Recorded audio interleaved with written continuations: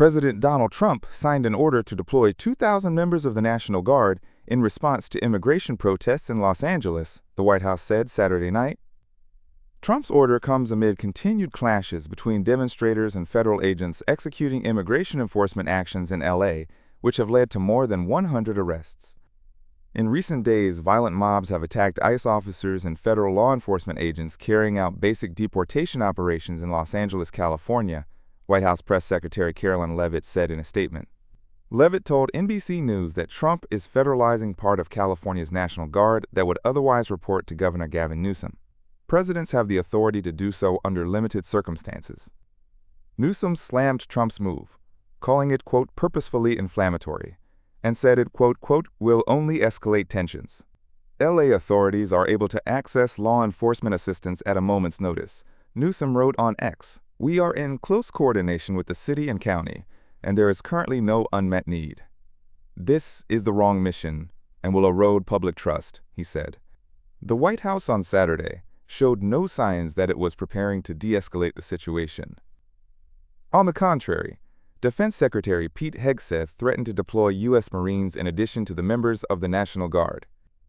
If violence continues, active duty Marines at Camp Pendleton will also be mobilized. They are on high alert, he posted on X. Trump, in a social media post, wrote, "If Governor Gavin Newsom of California and Mayor Karen Bass of Los Angeles can't do their jobs, which everyone knows they can't, then the federal government will step in and solve the problem, riots and looters, the way it should be solved." Trump spent Saturday night attending an Ultimate Fighting Championship match at the Prudential Center in Newark, New Jersey. The White House also released a formal memo from the President to the Secretary of Defense, Attorney General, and Secretary of Homeland Security.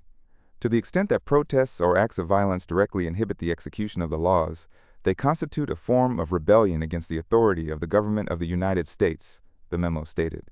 In light of these incidents and credible threats of continued violence, by the authority vested in me as President by the Constitution and the laws of the United States of America, I hereby call into federal service members and units of the National Guard. Vice President J.D. Vance called the protesters insurrectionists in a post on X. Insurrectionists carrying foreign flags are attacking immigration enforcement officers, while one half of America's political leadership has decided that border enforcement is evil, Vance wrote.